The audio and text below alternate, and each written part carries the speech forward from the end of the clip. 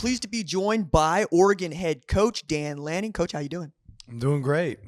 How excited are you to open the season against the defending national champions? What an honor to get a chance to go against, obviously some of these guys that I know really, intimately. The head coach there is a great mentor and friend, and Coach Smart's been really good to me. So is that program. So it's going to be fun to see where we're at early. I'm curious about the defense at Oregon, in particular, Noah Sewell and Justin Flo. If you'd have told me that Justin Flo was going to be a first-round pick some 5 years ago, I would have believed you. Just watching what his huddle tape was like. It's like in high school, but the injuries and whatnot. Is the defense going to be as good as those two linebackers can be for you?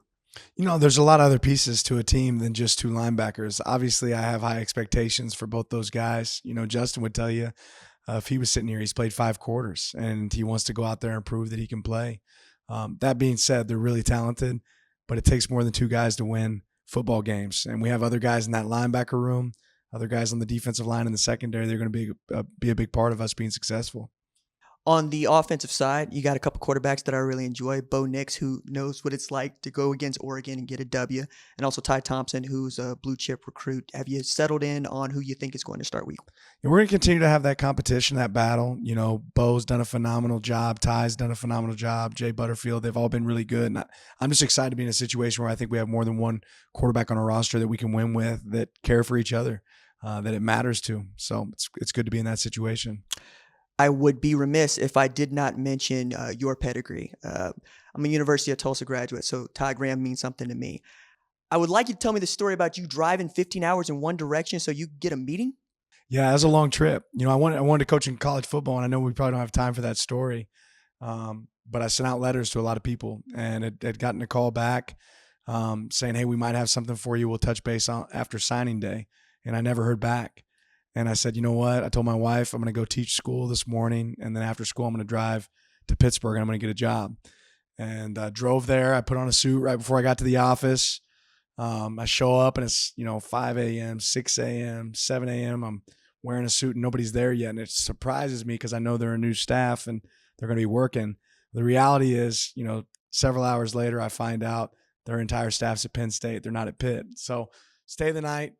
Get the opportunity to talk, to Coach Patterson, the defensive coordinator there, and he provides an opportunity, $800 a month, and that's all I needed. Kind of a chip in a chair and an opportunity to start working in college football, and we'll be forever grateful for that experience. But that started the ball rolling for me as a quality control coach, and then later on a GA. That has been one of the things that's been echoed by coaches that you work for, in particular Coach Saban and Coach Smart. That dude wants it. He will sleep on the floor. He wants to get after it. Is that what it takes, Coach?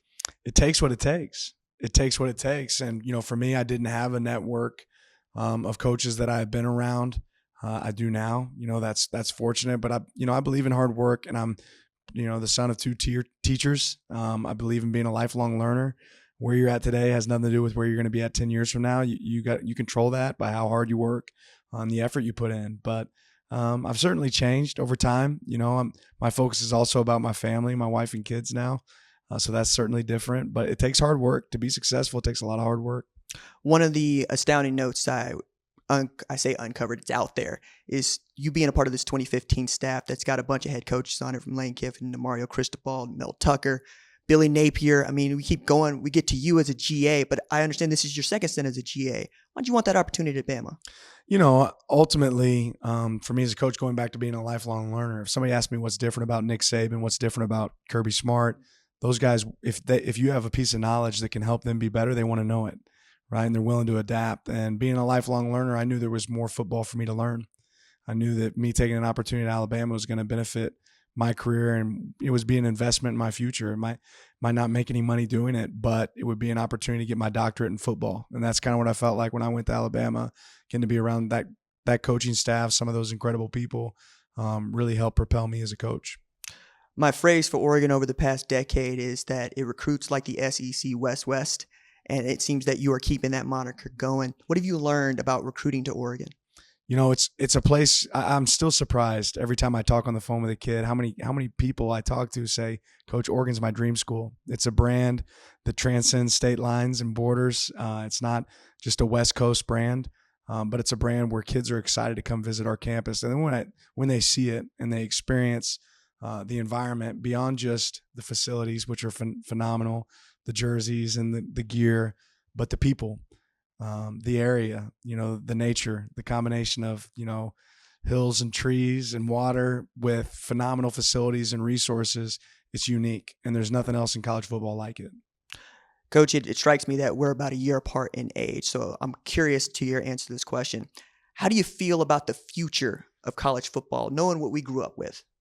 Well, I think you and I can both agree on this.